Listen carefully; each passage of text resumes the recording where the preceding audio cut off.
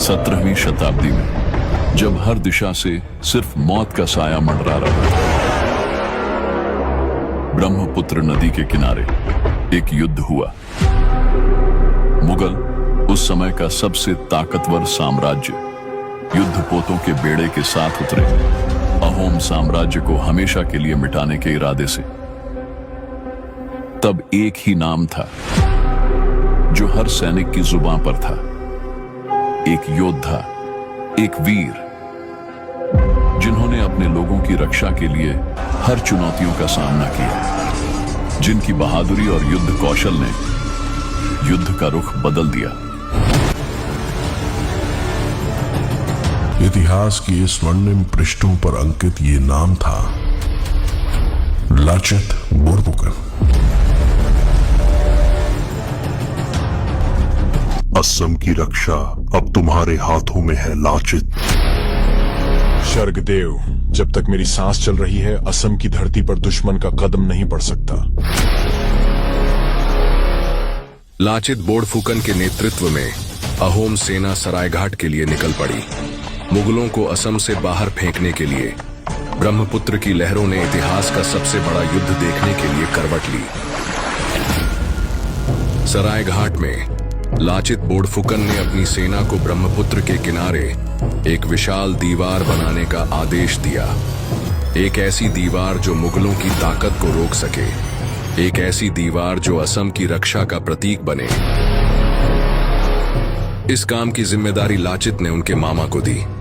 दीवार का काम रात के अंदर खत्म होना था, क्योंकि मुगल सेना अगली सुबह सरायघाट पहुंचने वाली थी। परंतु शाम होते ही लाचित के मामा ने सैनिकों को विश्राम करने के लिए कह दिया, जबकि दीवार का काम अधूरा पड़ा था और मुगल सेना सरायघाट पहुंचने ही वाली थी। जब लाचित दीवार का काम देखने आए तो उन्होंने चारों ओर सन्नाटा पाया। सैनिक गहरी नींद में सो रहे थे और दीवार अधूरी थी। गुस्से में आग की तरह जलते हुए लाचित सीधा अपने मामा के पास गए।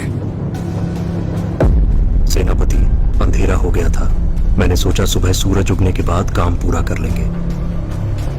लाचित का क्रोध अब अपने चरम पर था। उसने अपनी तलवार हवा में उठाई और गरजते हुए बोले, मातृभूमि से बढ़कर कोई नहीं, न मेरा मामा न मेरा परिवार। अगले ही पल तलवार बिजली की तरह गिरी और लाचित के मामा का सिर जमीन पर लुढ़क पड़ा। इस घटना के बाद अहोम सेना फिर से काम पर जुट गई। कोई नहीं रुका, कोई नहीं थका, सिर्फ एक ही लक्ष्य था, दीवार को पूरा करना। सुबह की पहली किरण से पहले दीवार अडिग खड़ी हो गई थी, मजबूत, अभेद्य और हर वार को रोकने के लिए तैयार। सैनिकों, धरती मां हमसे बलिदान मांग रही है। तलवार उठाओ, क्योंकि अब सिर्फ जीत ही हमारा भाग्य है। कुछ ही देर में मुगल सेना सरायघाट पहुंच गई, लेकिन जैसे ही राम सिंह की नजर उस विशाल दीवार पर पड़ी, वह स्तब्ध रह गए। मुगल सेना ने हर ओर रास्ता तलाशा, लेकिन गुवाहाटी में घुसना नामुमकिन था। राम सिंह ने क्रोध में आकर आदेश दिया, दीवार तोड़ दो। तोपों की गड़गड़ाहट गूंजी और मुगल सेना ने पूरी ताकत से हमला बोल दिया। उधर लाचित ने भी गरजते हुए आदेश दिया, आक्रमण करो। अगले ही पल अहोम सेना ने आग के तीर छोड़े, भाले बरसाए और युद्ध का मैदान गूंज उठा। अहोम सेना के प्रचंड आक्रमण से मुगलों की कई नावें डूब गईं, लेकिन तोपों की लगातार मार ने दीवार के एक छोटे से हिस्से को तोड़ा। मुगल सेना अंदर तो घुस गई, लेकिन अहोम सेना पहले से ही उनका इंतजार कर रही थी। अहोम और मुगलों के बीच युद्ध भयंकर रूप ले चुका था। मुगलों ने अपनी कई युद्ध नौकाएं खो दी। हार सामने दिख रही थी, लेकिन वे इतनी आसानी से पीछे हटने को तैयार नहीं थे। उन्होंने रात के अंधेरे में हमला करने का फैसला किया, पर यह उनकी सबसे बड़ी भूल थी। जंगलों और पहाड़ियों में छिपे अहोम योद्धाओं ने गुरिल्ला युद्ध रणनीति से उन पर कहर बरपा दिया। अंधेरे में जहां मुगल दिशा भी नहीं पहचान पा रहे थे, वहां अहोम सैनिक मौत बनकर बरसे। हर दिशा से वार, हर छांव से प्रहार। रात के सन्नाटे में तलवारों की टकराहट गूंज उठी और सुबह होते ही मुगल सेना की आखिरी उम्मीद भी जलकर राख हो गई। अहोम और मुगलों के बीच यह युद्ध कई दिनों तक चलता रहा। भयंकर संघर्ष, टूटती तलवारें, जलती नौकाएं, लेकिन मुगल सेना अहोम योद्धाओं को हरा नहीं पाई।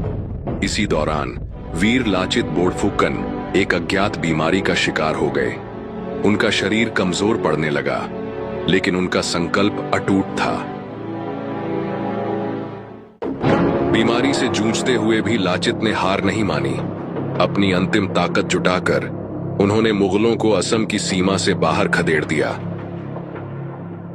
ब्रह्मपुत्र की लहरें इस युद्ध की गूंज को सदियों तक अपने बहाव में समेटे रखेंगी और हमेशा के लिए इसकी साक्षी बनी रहेंगी। और लाचित बोड़फुकन का पराक्रम इतिहास में अमर हो गया।